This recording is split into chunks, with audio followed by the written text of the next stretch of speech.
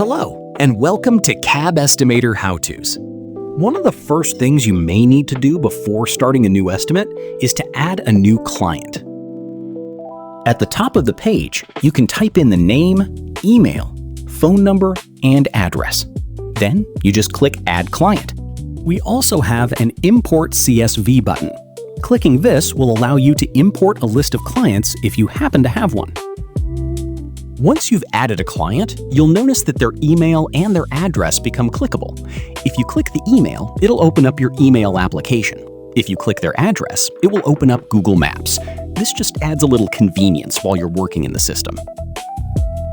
If your client happens to be a builder you do a lot of work with, you will also see their past estimates listed here. You can also edit or delete your client from here. Once your client list gets a little larger, you can use the search function at the top of the page to find the client that you're looking for. Once you've added your client, you're ready to start your new estimate, and your client will show up in the client list.